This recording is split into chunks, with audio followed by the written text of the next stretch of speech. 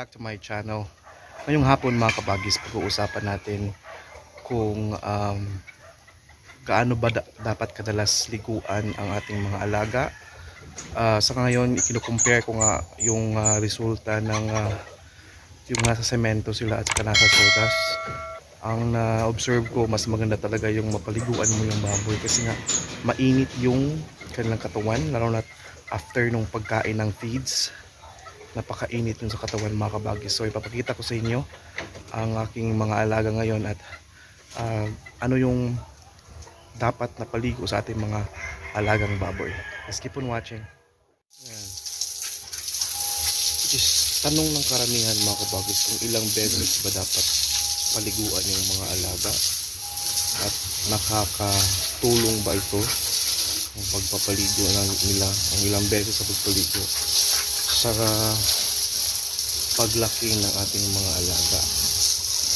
Well, based sa na-observe ko, kasi dito sila pinapaliguan ito ng every time na madumi sila, kahit hindi madumi, yung before pakainin pinapaligo ko yan. Tingnan mo naman yung resulta ng katawan na ito.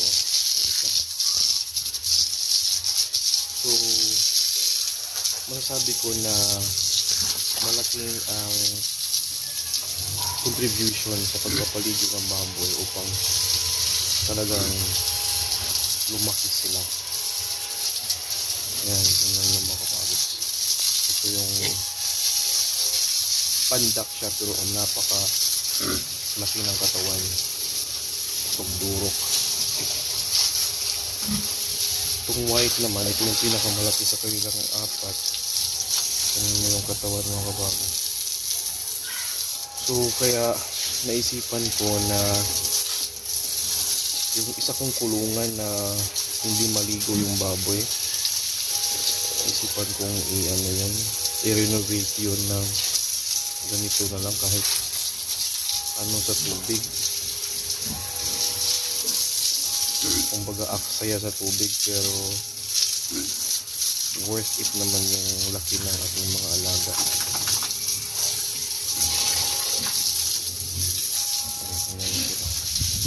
Ito yung pinakamalaki sa lahat. Ang sabi daw 70 to 80 kilos na daw ito. Hindi lang alam.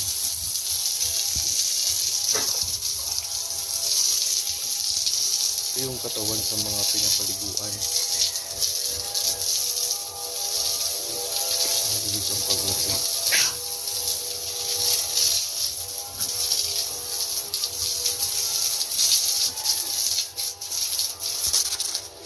Ito rin yung iba. Kapaligo tayo ng ramagis.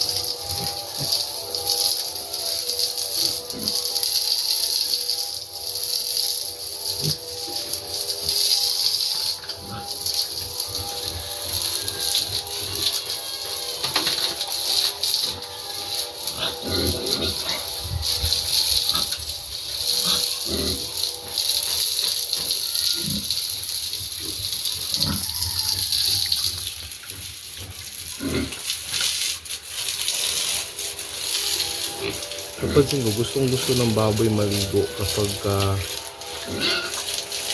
after kumain. Yung nakakain na sila ng feeds. Sabi daw, yung feed sa katawan nila, mainit yan kapag na-digest na. Kaya gusto nilang magpalamig. Ayan. 1 month lang nito, yung isang araw. Ito na sila.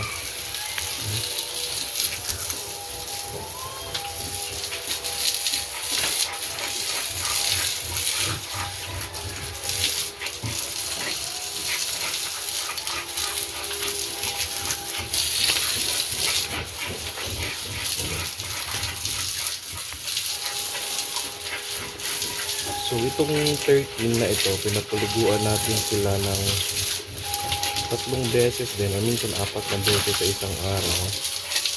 Kaya makikita mo mga katawan nila, mabibilog yung katawan nila. ito. Grabe ito.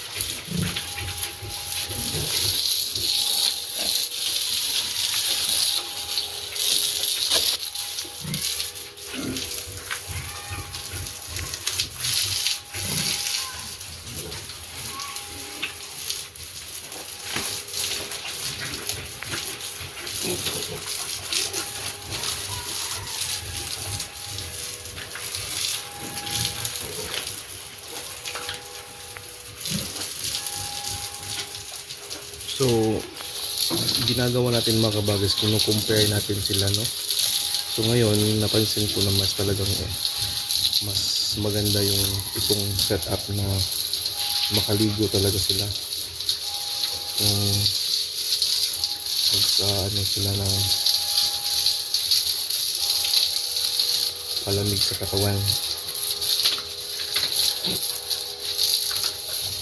Yung isa namang kulungan ko kasi hindi yun nilagyan ng swimming pool o paliguan, kasi unang-una na-observe ko nung una kong paggawa ng ganyang klaseng kulungan, hindi naman ginagamit ng mga baboy yung swimming pool. Parang useless. Pag maganda talaga dito na paliguan mo sila mismo, na ano mo na lang, ito na yung magbasa. Bawal naman basain yung setup natin dun sa ibang biik natin. Kita ko sa inyo maya tutulog sila.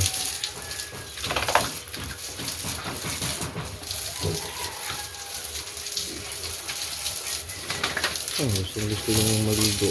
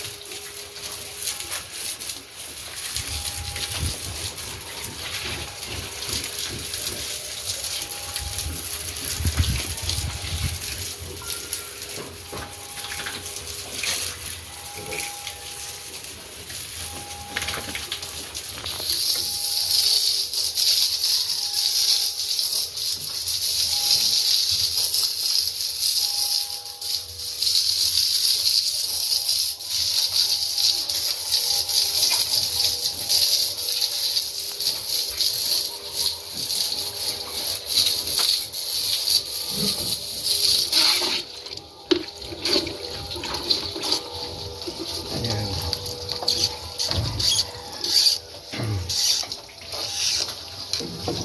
Tuwang-tuwa sila basta mabasa.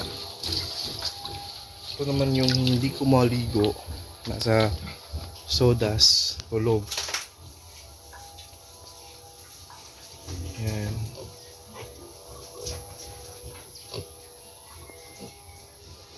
Iba yung makikita mo talaga yung